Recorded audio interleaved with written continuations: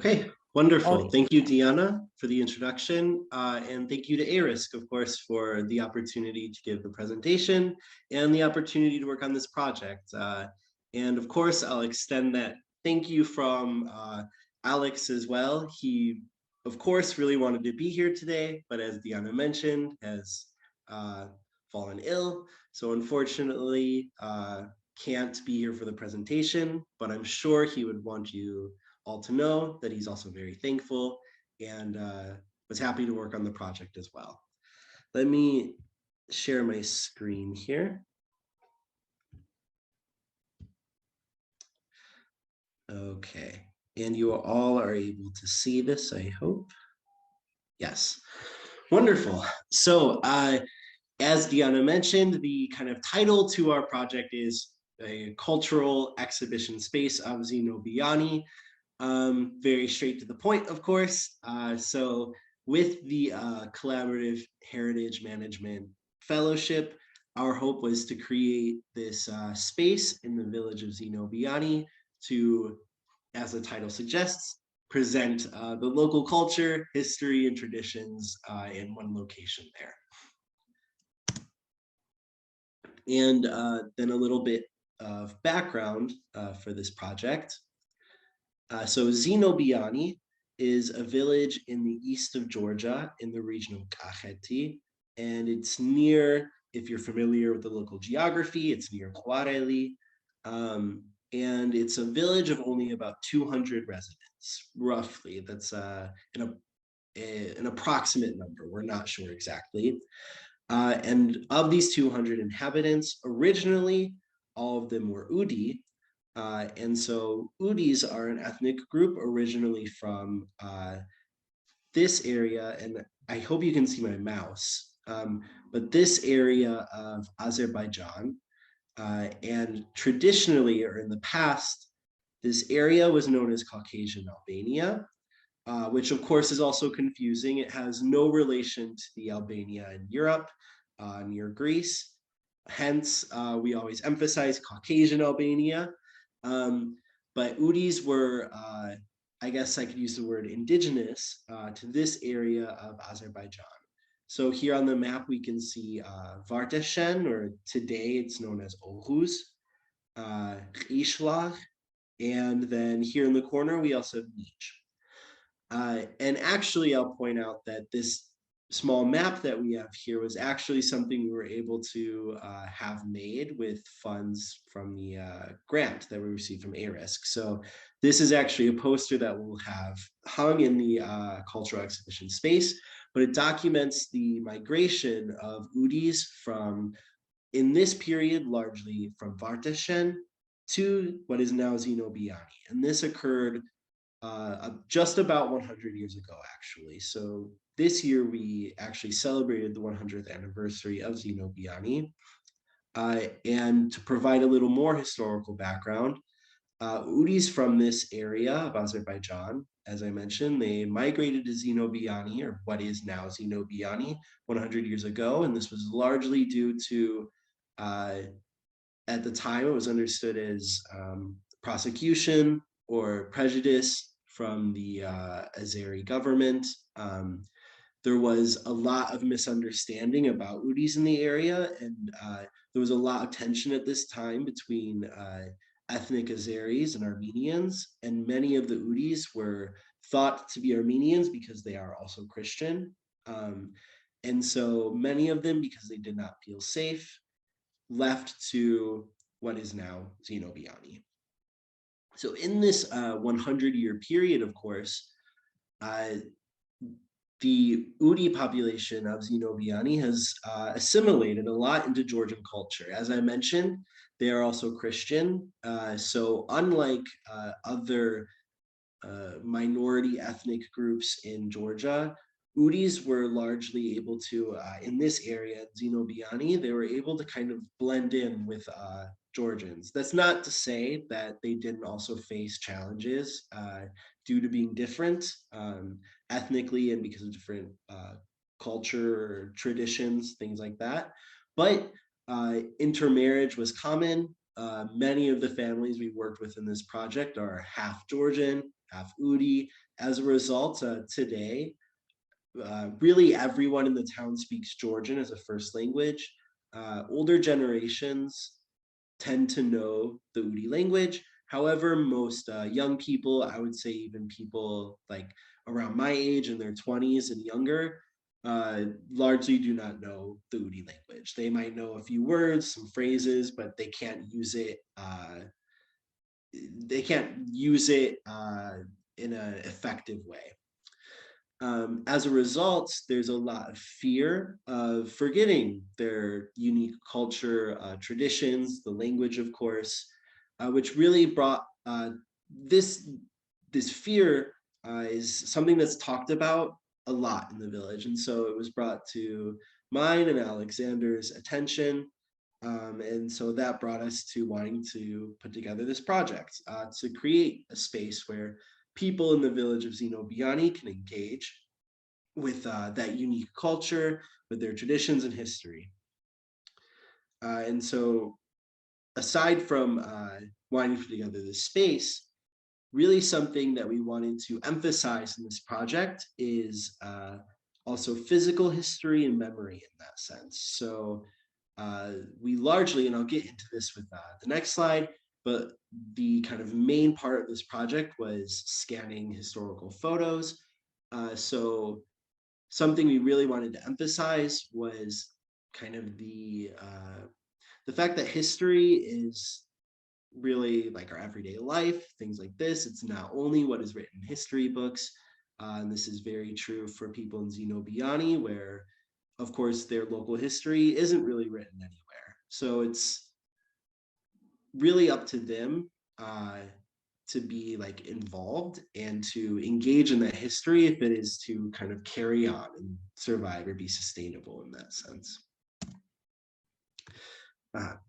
So like I mentioned, then our goal is to encourage participation in this local history. So the main way we pursued this project or kind of engaged the local community was scanning photos. And these photos documented daily life in Zinobiani. We also collected a few artifacts that were generously donated to what will be the museum in the village. And these artifacts kind of document local industries that used to exist in Zinobiani really until the collapse of the Soviet Union. So for example, we have a mold for tiling. In Zinobiani in the past, there was a kind of tile factory, if you will, where they made these ceramic tiles that went on people's roofs. And you can still see that in many of the homes in the village today. And aside from that, you also see people using the tiles like in their gardens or in their yards as kind of ornaments and things like that. And of course, a big goal of this project is really to emphasize and make accessible to locals in Zinobiani, to make accessible their own history, right? Like I mentioned, it's not really, their history isn't really written anywhere. And so having these photos on display, the photos that we scan intend to put in this cultural exhibition space, is really the only, written isn't the right word, but the only like physical history that now exists from much of this, aside from the village itself. So aside from our own kind of project goals, we were very lucky in that coinciding with this project, the village and the local municipality, the Quareli municipality, received a grant from the European Union to refurbish several kind of local spaces. One of these is the former clubhouse or like cultural house in Zinobiani. Actually, this photo we see on the right is when they were first constructing this cultural house. So we thought we would put that in because it kind of reminds us that it's really not that old. But this cultural house in the village of Zinobiani today is pretty much, it's abandoned, it's run down. And so with this funding from the EU, they intend to refurbish the entire space. And with 2 of the rooms in this space, we intend to put our cultural exhibition space. Aside from that, there will be a larger kind of theater that can be used for performances, and another space that is intended to become a library. So it hopefully will be a great like local gathering place, and one, like I mentioned, will be made easily accessible to locals.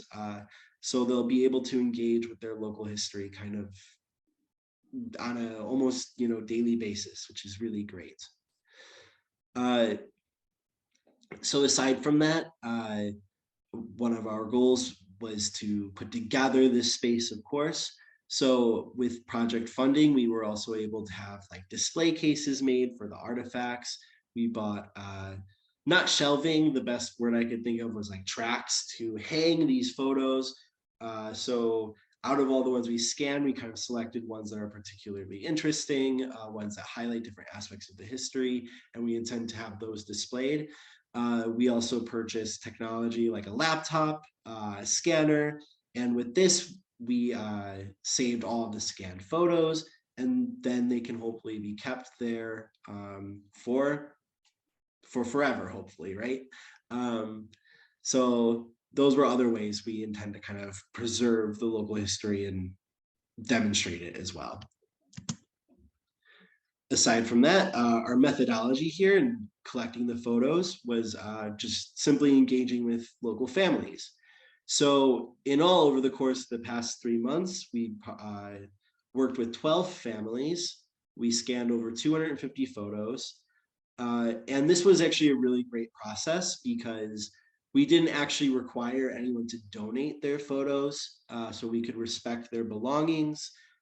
We simply scanned them. We explained, of course, the project framework, what we were doing, and everyone that participated, of course, was happy to become involved. And it really was a fun process because as we were going through their photo albums with them, many of these families, of course, hadn't looked at them in a long time. So it was fun to see them react to the local history, kind of recognize relatives or family members they hadn't seen in a while. Sometimes even recognizing themselves in a photo was fun to see, especially there were some of these really old grandmas or grandpas seeing themselves when they were, 5 or 6 in these photos, and it was really sweet to see. And of course, scanning the photos is meant then to preserve these memories really or history. And then this means, of course, families can keep their photographs.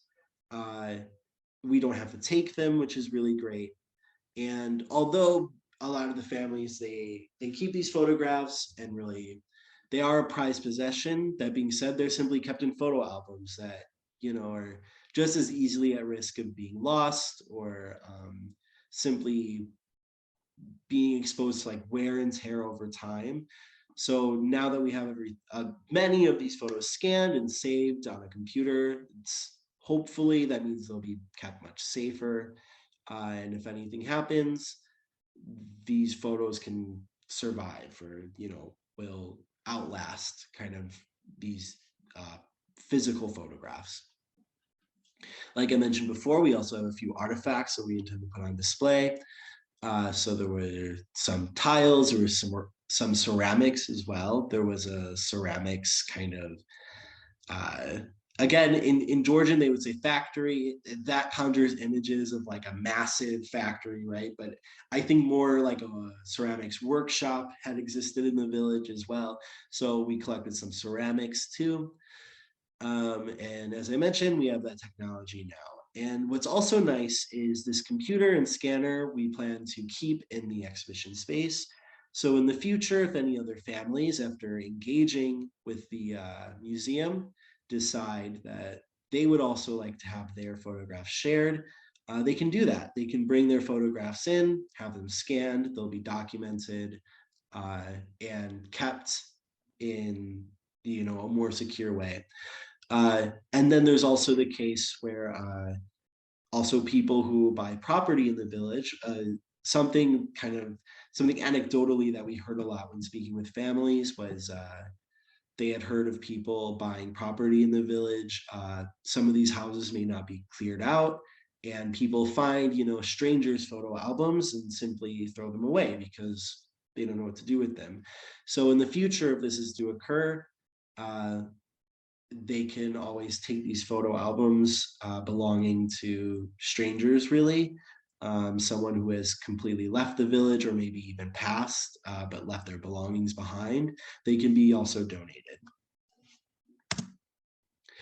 So this next part of the presentation, then, we wanted to highlight some of the photographs that we collected, or I should say scanned, demonstrate the village's history through the photographs and kind of explain our methodology also for the photographs that we scanned. I'll tell you about the photos as well as we go through because there's some interesting history here. On the right, in the photograph on the right, we can see Zinobiani, who the village is actually named after. He's there with his family, and he actually is one credited with moving this particular group of Udis from Vartashen to what is now Zinobiani. Hence why the village now has his name. I cannot recall the year, but eventually he was executed by the Soviet government, however, and the village was renamed Oktomberi. And it didn't actually regain the name Zinobiani until I believe 2007, so relatively recently.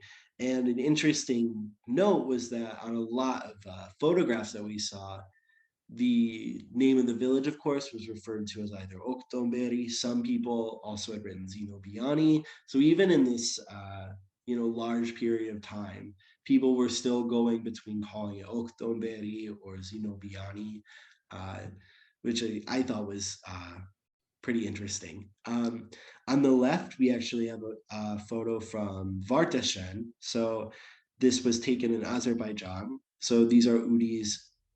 Presumably, some of them must be in Zinobiani now because we found this photograph in Zinobiani. But this was taken at a local like shrine or small church, a Salotsavi.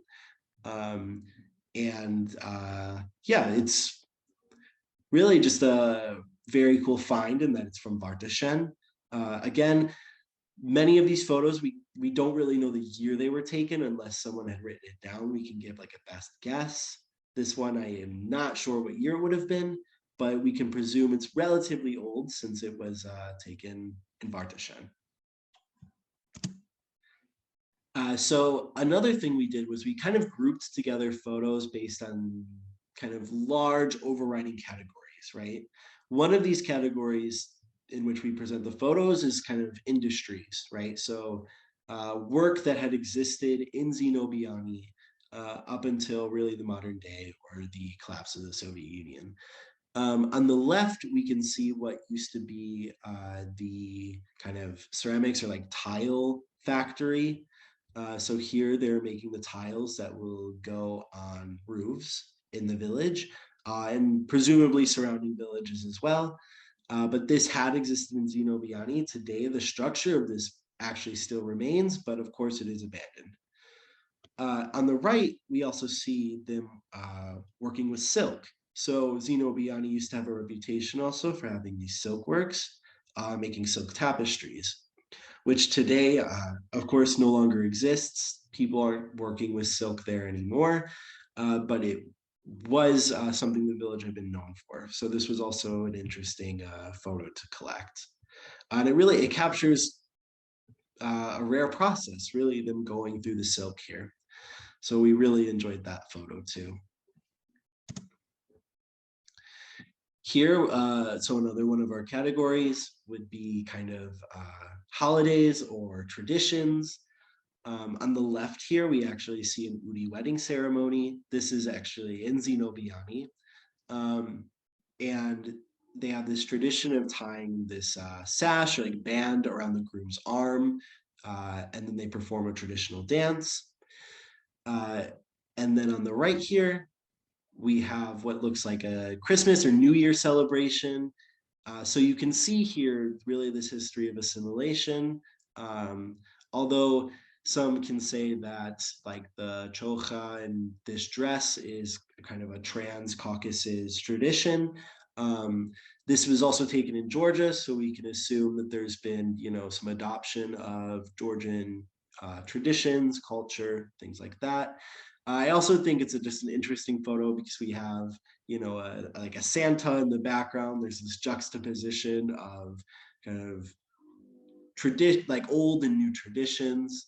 So that was this one's definitely an interesting photo. Then on the bottom, we also have a newer photo. I think this was taken in like 2009. We did have the date for that one, but it's them having like a tataropa, which is at least in especially, well, in many parts of Georgia, when they harvest grape juice or harvest grapes, they make this candy, truchela, from the grape juice. And even, of course, in Zinobiani, although they are Udi, they also engage in these kind of Georgian traditions as well. So here they are making truchela or tatara. So that was, I think, I enjoyed that photo because, of course, it demonstrates locals engaging in not only Georgian traditions, but kind of what has become the new traditions of Zinobiani. And it documents, right, these steps of assimilation, which is our intention isn't necessarily saying that like assimilation is good or bad, but simply it is a part of Zinobiani's history. It's a part of the local story, right? That's why we chose to present that one as well.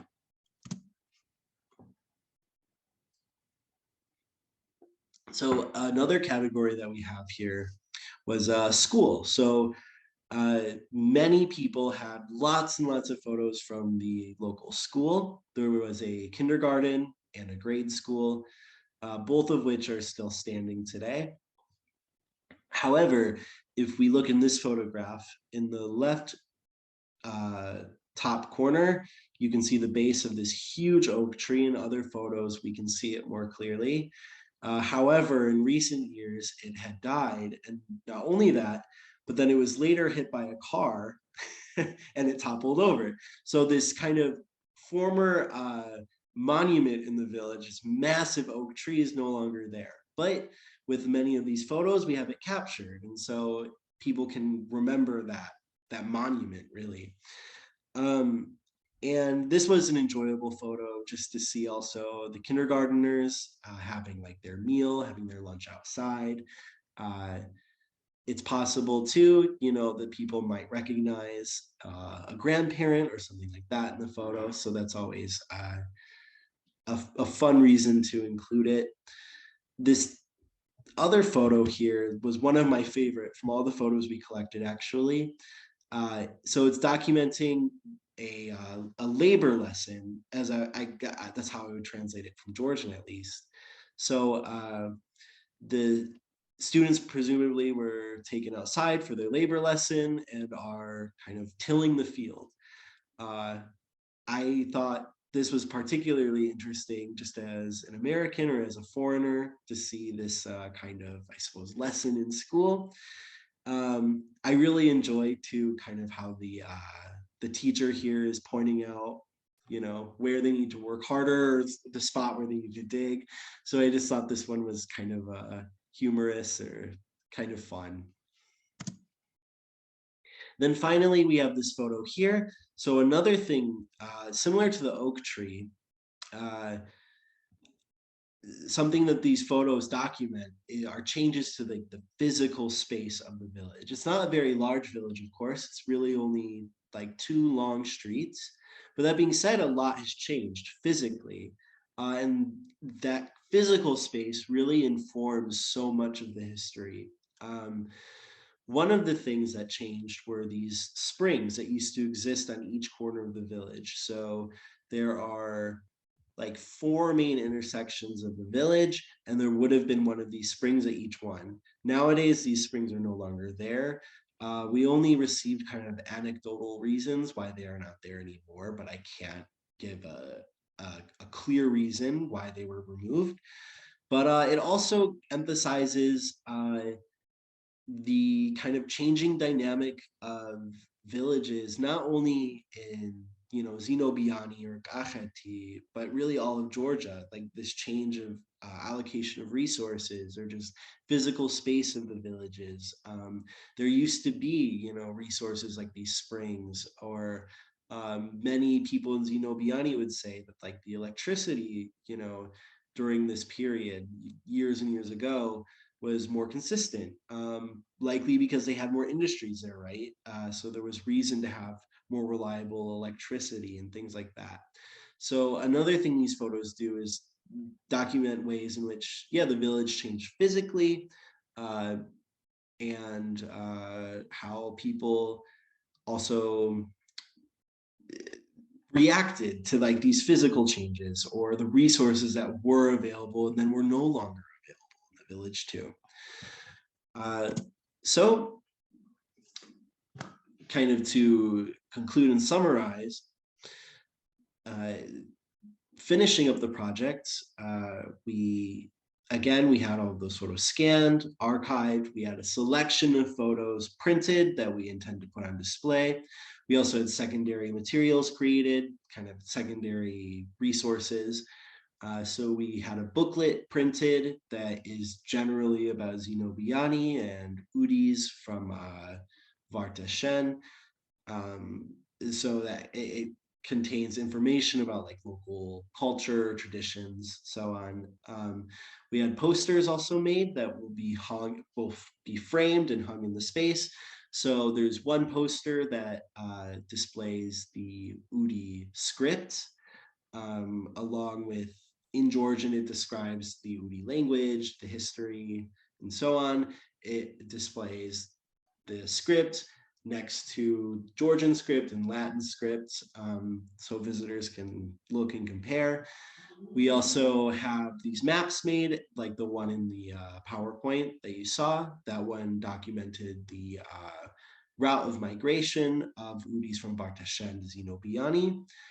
We also have a local map made too. So there is a map of the village, and it marks structures that used to be there, structures that are there today. So locals can kind of compare and see how the village has changed over time. We also held an exhibition in Zinobiani on Sunday, actually, this past Sunday. And we invited locals and also people from Tbilisi as well, guest speakers from organizations that focused on history and cultural heritage. So that was really fun to have and interesting to see people react to kind of these printouts of the photo. That was fun. And then finally, the space itself, although we have all the resources ready, we are simply waiting for the space to be refurbished by the municipality so we can set it all up. And as I described before, the hope is that this space will be accessible to locals and visitors alike, so locals can engage in their history, culture, their traditions, while visitors can learn more about it. And because it will be in the village, along with the technology that we use to scan and archive, families can hopefully continue to contribute to the space at any time. And with that, I'll finish with this photo that we also really enjoyed. So yeah, that just about wraps up everything, and I'm happy to take questions or listen to thoughts and take suggestions on the project. So thank you very much.